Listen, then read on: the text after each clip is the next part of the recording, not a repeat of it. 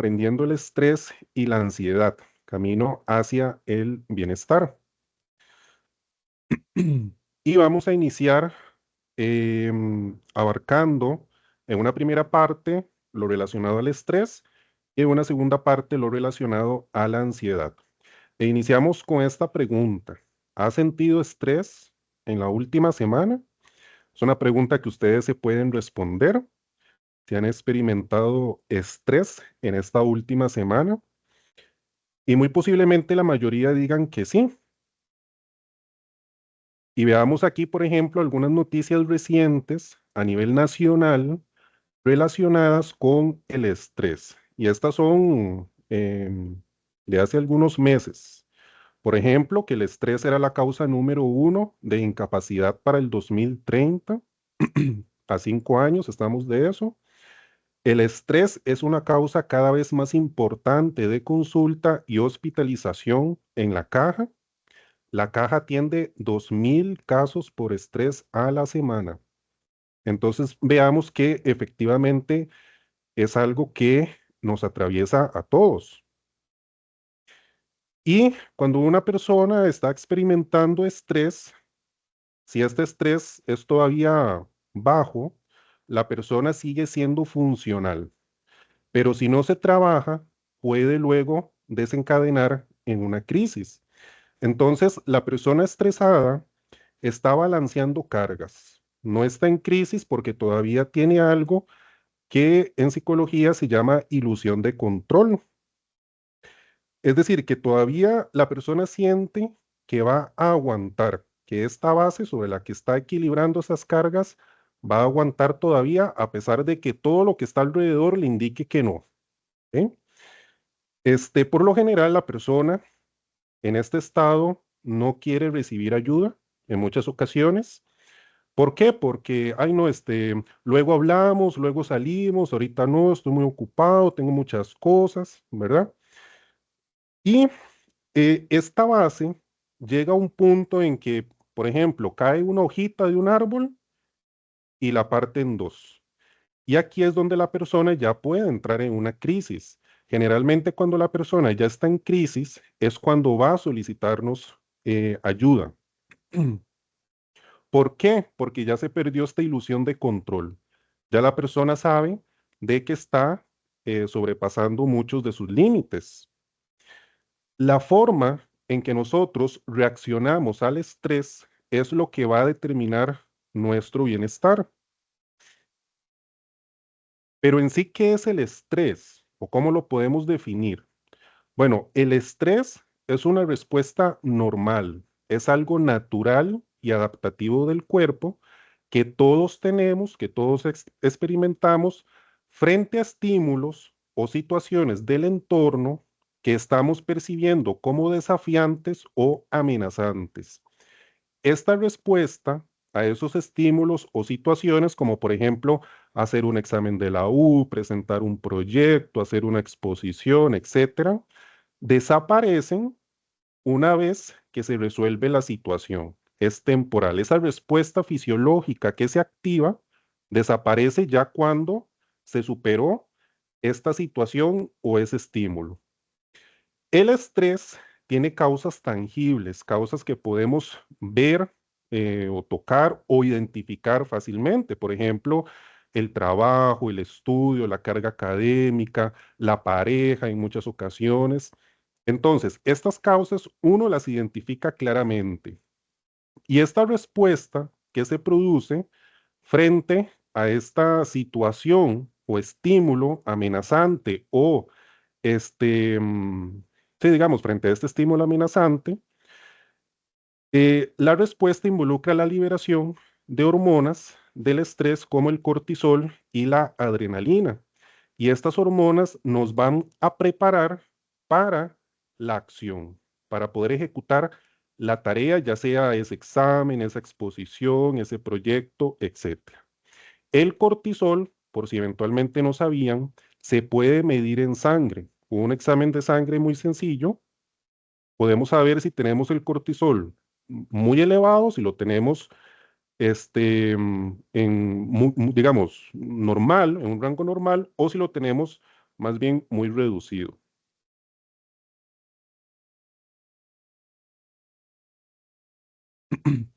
Entonces, se nos pueden presentar, este es como un diagrama de lo que les acabo de explicar anteriormente, se nos pueden presentar estímulos o situaciones del entorno que percibimos, que identificamos como desafiantes o amenazantes.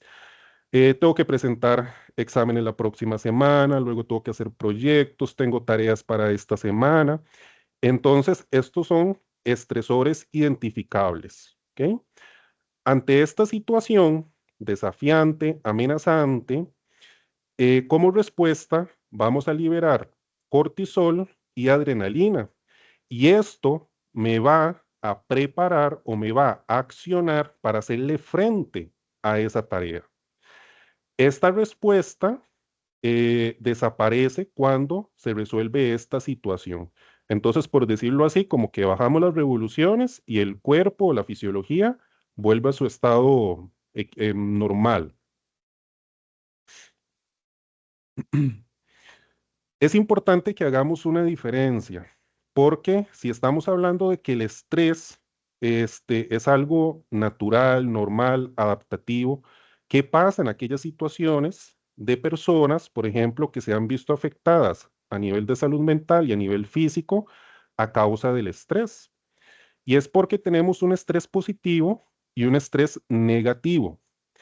El estrés positivo se llama eustrés y es una reacción adaptativa del ser humano para poder afrontar todas aquellas situaciones que acontecen y poder ejecutar las tareas de manera eficiente. Este, mm, el estrés, por ejemplo, de tener muchas actividades, hace que yo me organice mejor. Entonces, esto nos hace más activos, es algo positivo.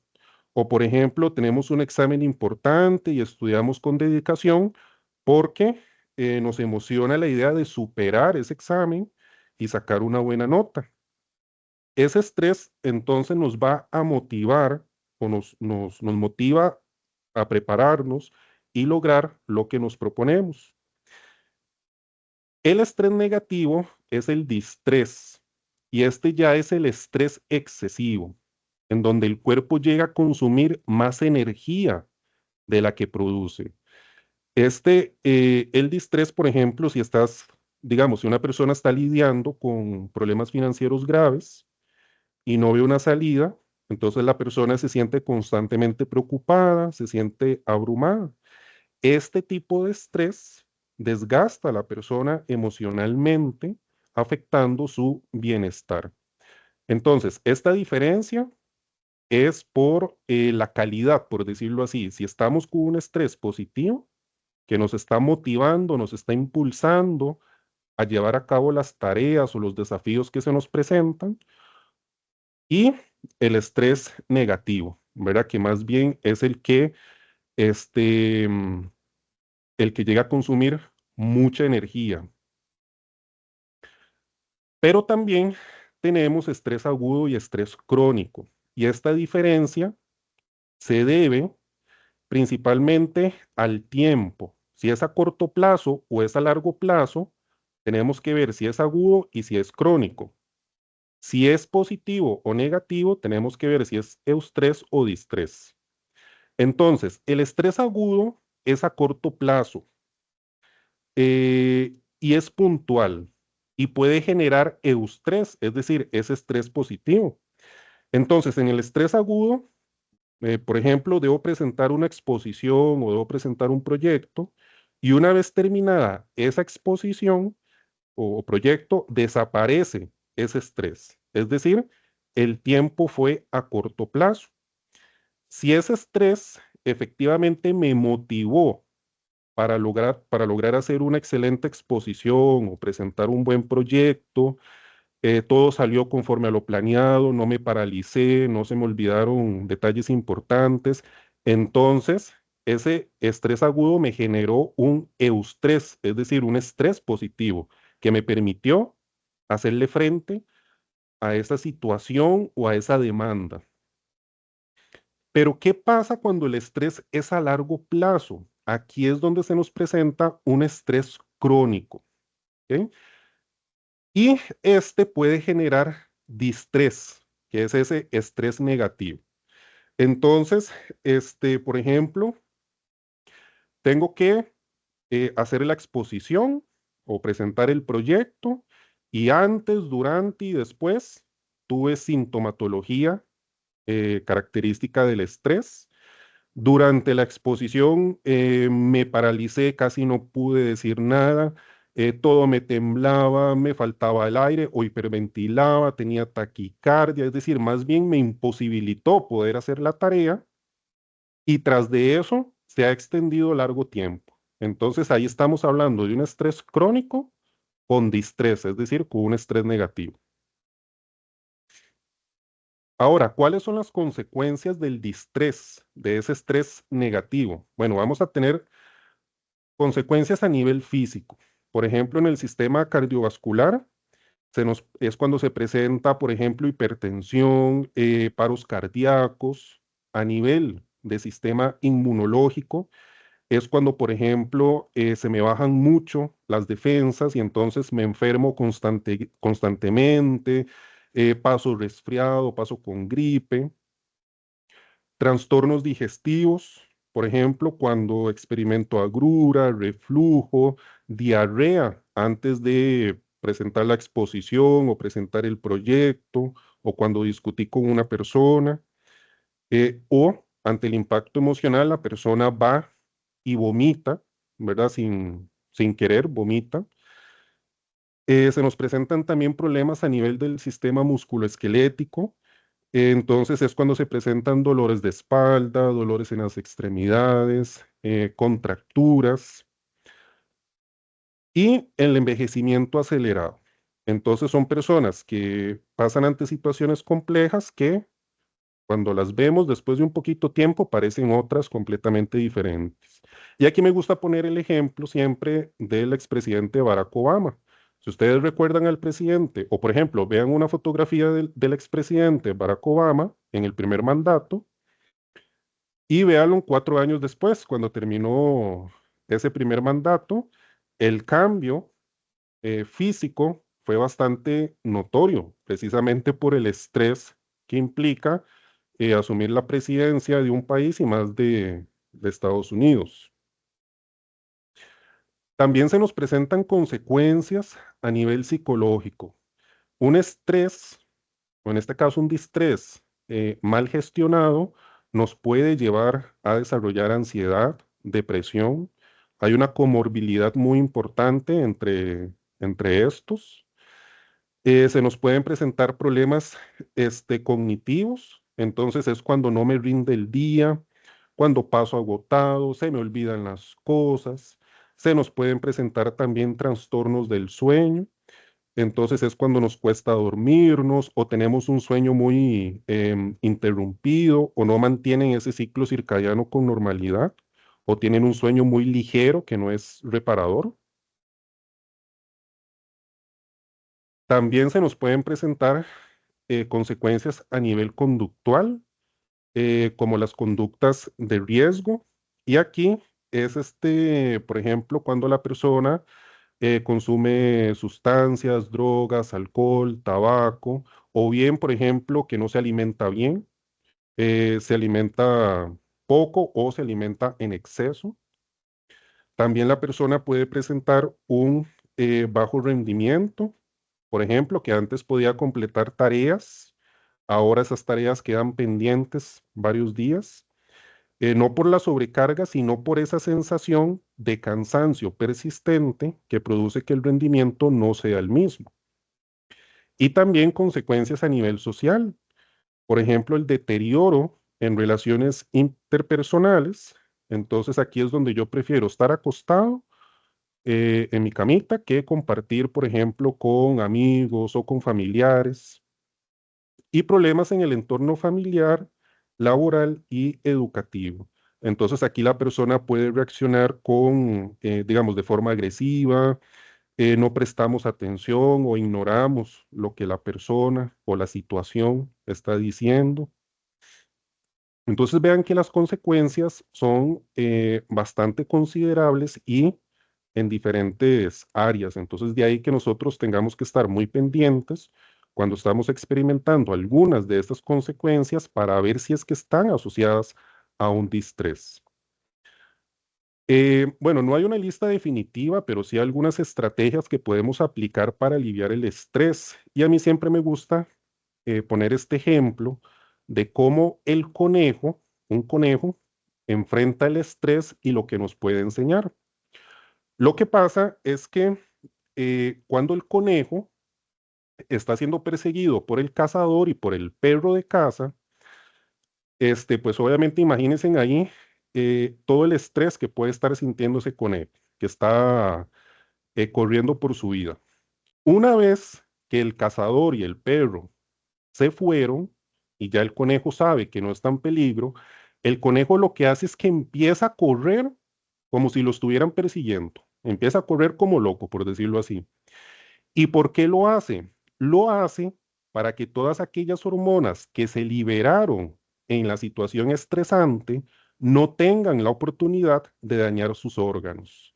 Es decir, que lo que hace el conejo es transformar esas hormonas de la acción en movimiento antes de que éstas dañen sus órganos. Entonces, ¿qué podemos aplicar nosotros en relación a esto? Bueno, si estamos enfrentando una situación estresante, lo que podemos hacer es salir, damos unas vueltas a la cuadra a buen paso y esta actividad física se debe realizar mientras circulan todavía en el organismo esas hormonas que el estrés hizo llegar al torrente sanguíneo. Si lo dejamos para luego, ya el daño estará causado. Entonces aquí es salir a caminar a buen paso antes de que esas hormonas del estrés que se liberaron porque tuve una discusión con una persona, porque pasó X situación que me generó estrés, antes de que esas hormonas lleguen a todos mis órganos y vaya a producir un daño. ¿Cómo se controla el estrés? Bueno, es muy útil aprender algunas técnicas para aliviar el estrés a lo largo del día. Las personas necesitamos por lo menos 30 minutos al día para nosotros mismos y algunas técnicas de manejo y reducción del estrés puede ser, por ejemplo, pasar tiempo al aire libre, tener ese contacto con la naturaleza genera mucho bienestar. También programar actividades sociales, salga con sus amigos, con sus familiares, vayan al cine, se despejan, comparten un rato.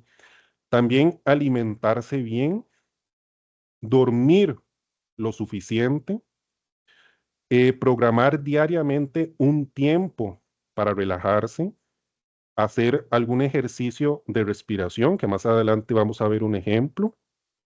También cerrar los ojos, quedarse sentado en silencio, escuchar música.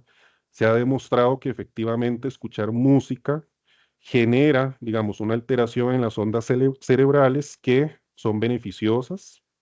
También levantarse y estirar los músculos, porque a veces pasamos tanto tiempo sentados y como en esa posición de tensión que entonces al final del día vamos a sentir los músculos contracturados, entonces tenemos que hacer algunas pausas, levantarnos y estirarnos antes de que eso pase, relajar los músculos, salir a caminar un rato, llamar a un amigo o a un familiar cercano, también evitar conflictos de horario para no pasar corriendo y que voy a llegar tarde a esto porque me quedo chocando con mi otro compromiso. También ser consciente de nuestros límites. Hay cosas que definitivamente no podemos controlar y si no podemos controlarnos, perdón, si no podemos controlar esas cosas, entonces no deberían afectarme a mí. También pedir ayuda y priorizar las tareas y dividirlas en tareas más pequeñas. Aquí hay otras técnicas para manejar el estrés. Bueno, algunas se repiten, ¿verdad? Lo que es frecuentar lugares abiertos, al aire libre, este, mm, también lo que es no saltarse comidas y tener una alimentación adecuada, Evitar estimulantes como el tabaco, alcohol, café, ¿verdad? El café no es necesariamente perjudicial si se utiliza digamos, si me tomo 2, 3 tazas de café al día, ¿verdad? Y no 10, como hacen algunas personas. Tener una visión positiva, revisar la jerarquía de valores sabiamente, no darle tantas vueltas a un asunto. A veces, qué sé yo, se presenta una situación y tenemos un pensamiento rumiante, como se llama en psicología, es decir, un pensamiento que está ahí dando vueltas y vueltas. También darse tiempo a uno mismo, respirar adecuadamente, revisar los medicamentos que se están tomando, etcétera. ¿Ok? Esta presentación yo se las voy a pasar, entonces aquí les van a quedar estas tarjetitas para que ustedes las revisen y las tengan ahí a mano con más calma. Habíamos visto que em, tenemos que aplicar técnicas de respiración adecuada. Nosotros no solemos respirar de manera adecuada, y la respiración que nos permite bajar el estrés, la ansiedad, debe ser una respiración diafragmática. La respiración diafragmática es cuando yo inflo el estómago y no el pecho. Nosotros a veces solemos como respirar mucho con el pecho, inflo el pecho, y no, la respiración diafragmática es cuando yo inflo el estómago. Entonces hay diferentes técnicas. Por ejemplo, inclusive yo se la he enseñado a chiquitos pequeños, es simplemente, bueno, sentarse como, inhalamos por la nariz. ¿Sí? Bueno, aquí para los chiquitos se les explica que ellos ponen el dedito aquí donde dice empieza aquí, y mientras inhala van recorriendo con el dedito donde dice inhala. Entonces es como unos 4 segundos. Inhalan por la nariz, exhalan por la boca, mantienen aquí aunque sea un segundo la respiración, o sea, sin inhalar y sin exhalar, y luego repiten, inhalan unos 4 segundos, exhalan, mantienen, pero siempre revisando que no se infle el pecho, sino el estómago. Algo que ayuda es, por ejemplo, poner una mano en el pecho, otra mano en el estómago, y entonces yo inhalo y la mano que se tiene que mover es la mano que tengo en el estómago. Si se mueve la mano que tengo en el pecho, entonces lo estoy haciendo de manera incorrecta. ¿Ok? Entonces inhalo, que se me infle el estómago, retengo un poquito y exhalo por la boca. ¿Ok? Esto lo podemos hacer por lo menos 5 minutos al día, porque vamos a ver, no es la respiración normal que nosotros tenemos, ¿verdad? Es una respiración, es una técnica de respiración distinta como respiramos normalmente. Como se respira de manera adecuada, de hecho es como respiran los bebés. Si ustedes le ponen atención a los bebés, ellos respiran inflando la pancita. Esa es la respiración que nosotros tenemos que ir aprendiendo. Esta otra técnica se llama relajación muscular progresiva de Jacobson y es algo muy sencillo. Básicamente lo que consiste es en ir tensando diferentes partes del cuerpo durante algunos segundos, tensar lo más que se pueda, pero sin hacernos daño, y luego relajar esa parte del cuerpo. Empezamos como desde arriba hacia abajo. Entonces empezamos tensando las manos, los antebrazos, el pecho, la frente, el cuello, y los vamos relajando, ¿ok? Hasta llegar a los pies. ¿Por qué? O cuál es el sentido de esta técnica? Esta técnica nos permite que cuando estamos en una situación estresante, podamos identificar con mayor precisión alguna zona de nuestro cuerpo que en ese momento está tensa. ¿Ok? Y entonces decir, ah, pucha, mira, tengo muy tenso el cuello porque lo tengo así, ya siento aquí una pelota, ¿verdad? Entonces me estoy estresando. Tengo que empezar a relajar el cuello, tengo que empezar a respirar. Es muy sencillo, ¿verdad? Por ejemplo, digamos, no lo vamos a hacer todo, igual esto les va a quedar a ustedes, pero digamos, podemos iniciar con una técnica de respiración para comenzar a relajarnos. Y luego acá cerramos los puños, apretamos los antebrazos, los bíceps y pectorales, mantenemos esa tensión durante unos 7 segundos y aflojamos. Entonces vamos notando cómo los brazos y el pecho se van relajando.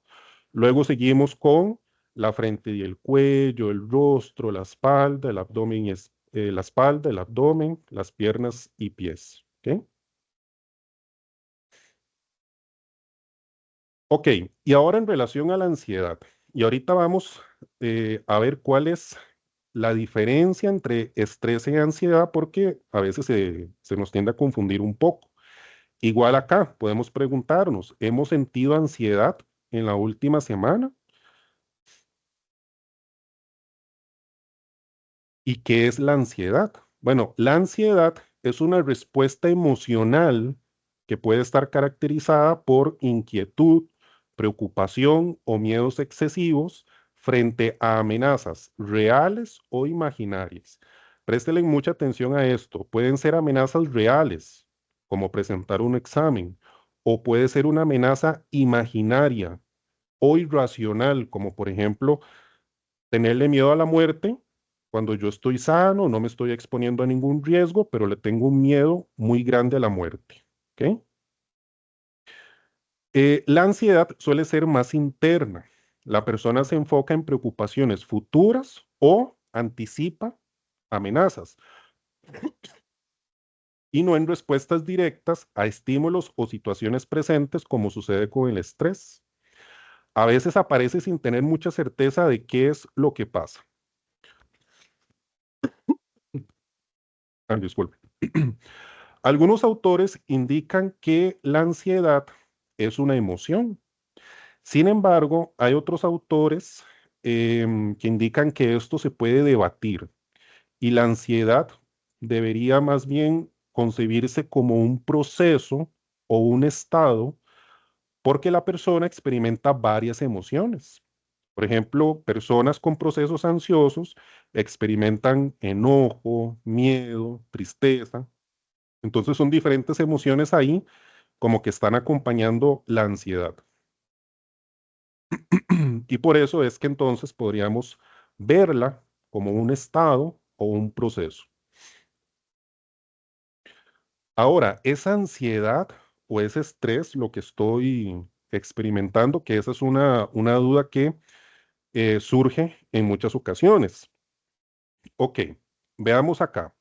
En un primer estadio de ansiedad es muy similar al estrés, ya que tanto la ansiedad como el estrés van a responder, pero en este primer estadio, a un estímulo real. Por ejemplo, tengo que presentar un examen la próxima semana. ¿Ok? Ese es un estímulo desafiante, amenazante para mí, y entonces se presenta toda la sintomatología. Qué sé yo, taquicardia, sudoración, problemas de sueño, etcétera. ¿Ok? Pero la sintomatología finaliza cuando el estímulo desaparece. ¿Ok? Recordemos aquí la definición de ansiedad. Respuesta emocional que puede estar caracterizada por inquietud, preocupación, miedos excesivos frente a amenazas reales o imaginarias. En este caso, esa amenaza, llamémosla así, o ese estímulo es el examen que tengo que presentar la próxima semana, ¿verdad? Es una amenaza real, ¿ok? Efectivamente. ¿Y cuál es la definición de estrés que ya hemos revisado? Respuesta normal, natural, adaptativa, frente a estímulos o situaciones del entorno que percibimos como desafiantes o amenazantes. Entonces, el examen que tengo la próxima semana es un estímulo, es una situación que estoy percibiendo como desafiante o amenazante. Entonces, ven que no hay diferencia en cuanto a la definición de estrés y ansiedad y en cuanto a los síntomas. ¿En dónde entra la diferencia? ¿Cuándo es que podemos decir que una persona realmente lo que está experimentando es ansiedad y no necesariamente estrés. O vamos a ver, para que quede más claro. Supongamos que usted me dice, viera que la próxima semana tengo que presentar un examen y he estado experimentando ciertos síntomas. Me tiembla todo, ¿verdad? Qué sé yo, tengo diarrea, etcétera, etcétera. ¿Ok?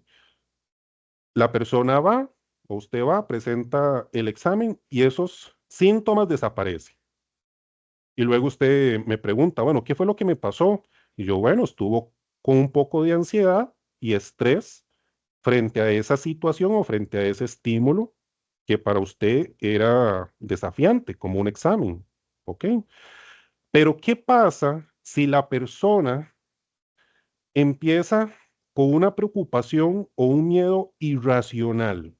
Como por ejemplo el miedo a la muerte cuando la persona está sana, no tiene ninguna condición de salud física y no se está exponiendo a ninguna situación que atente contra su vida. La persona experimenta un miedo muy grande hacia la muerte, tiene pesadillas en relación a eso, se hiperventila, o sea, igual aparecen los síntomas, pero acá esta preocupación o miedo irracional ya es la clave para decir que es ansiedad en un grado un poquito más elevado y no estrés. Esto es lo que la diferencia a la ansiedad del estrés. ¿Ok?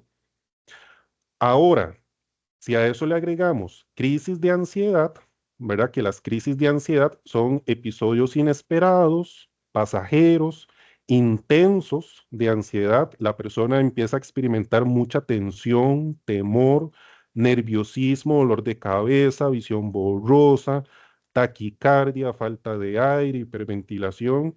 Y esto ya refiere a algo superior al estrés y a la ansiedad en su primer estadio.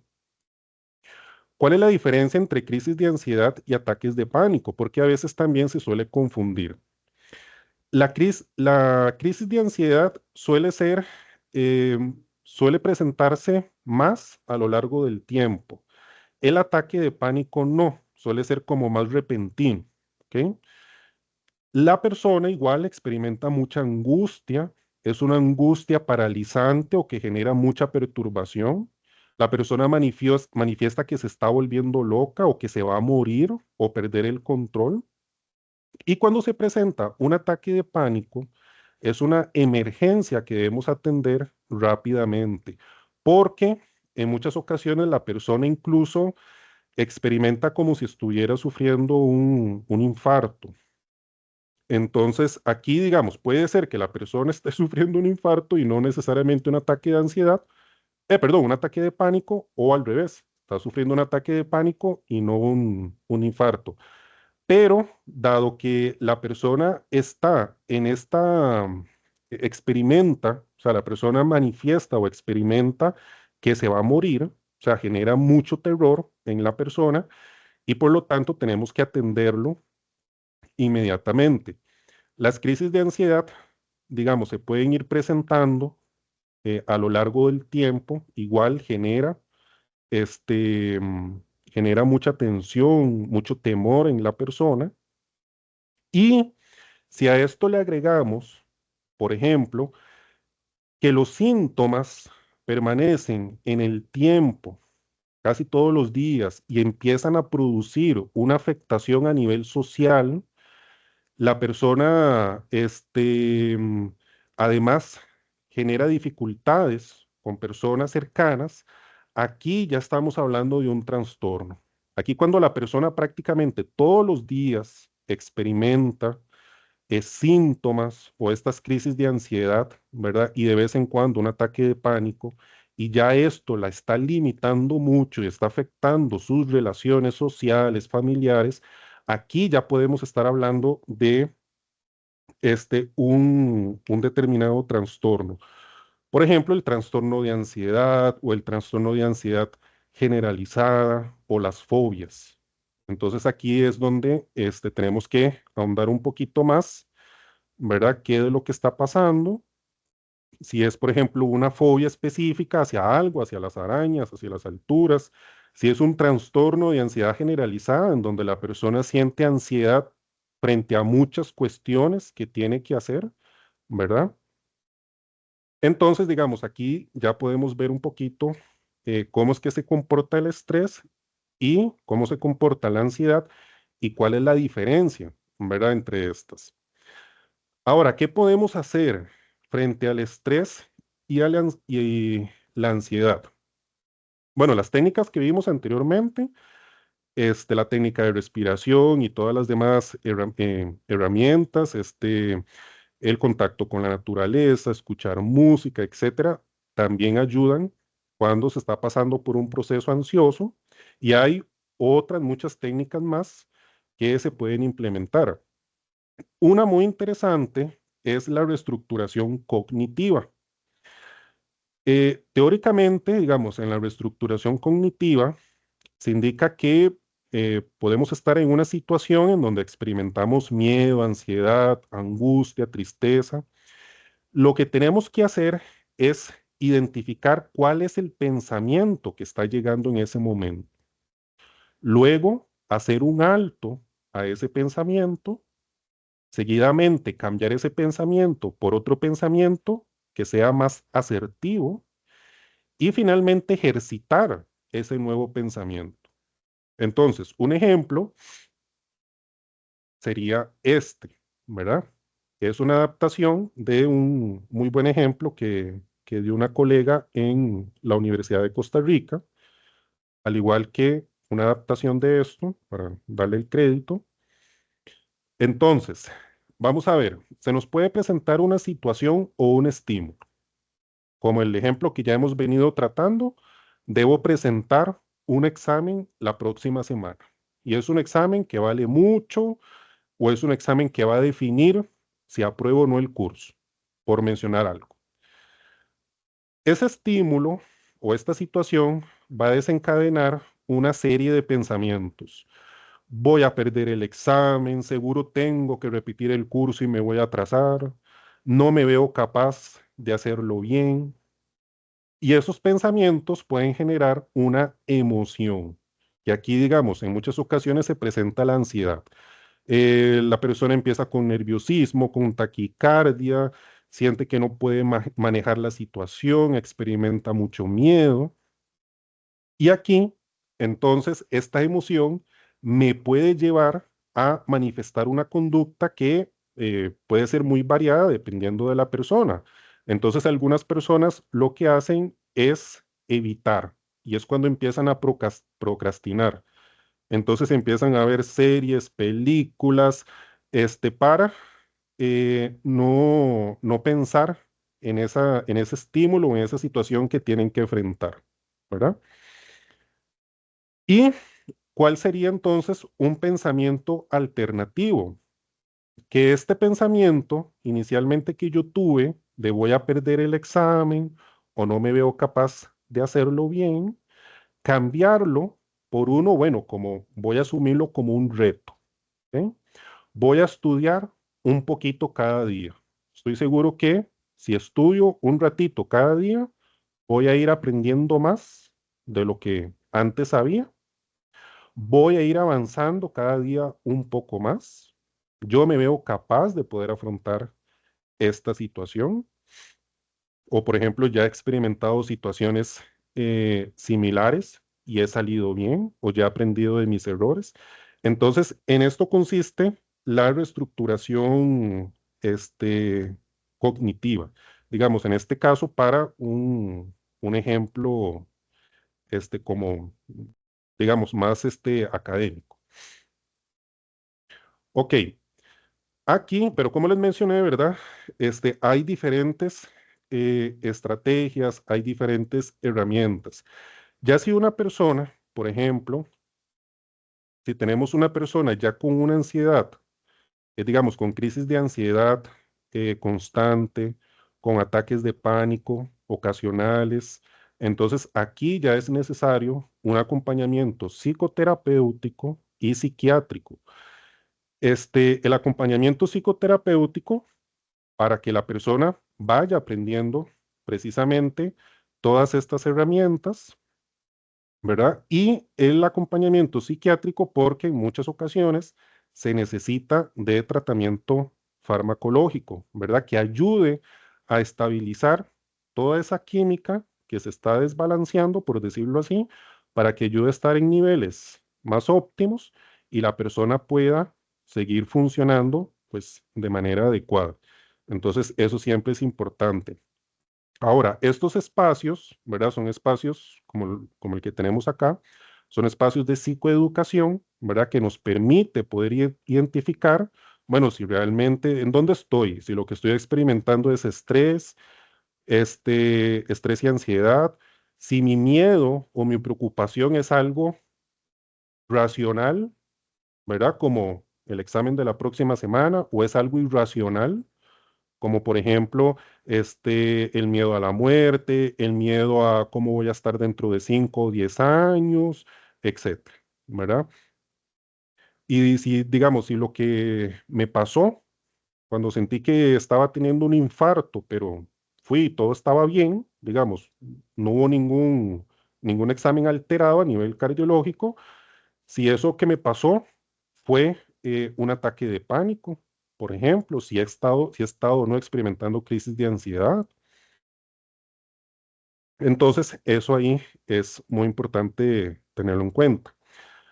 Aquí, si escanean este código QR, pueden descargar esta presentación en PDF para que les queden ahí las herramientas, las estrategias, puedan volverlas a revisar con más calma y puedan tenerlas ahí a mano para que las logren aplicar o ejecutar cuando ustedes lo consideren conveniente.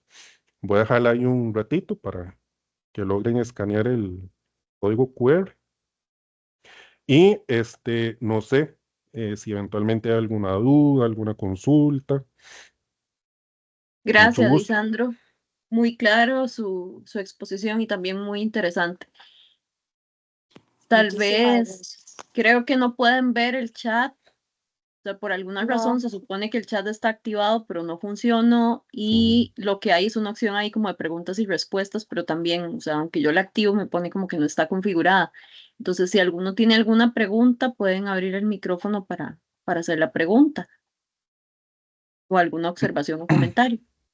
más bien lo que tenemos es el agradecimiento del tiempo, el espacio y el tipo de charla que creo que todos necesitamos y también conocer parte de todo lo que nos dio el Lisandro de saber que el estrés en parte es positivo si uno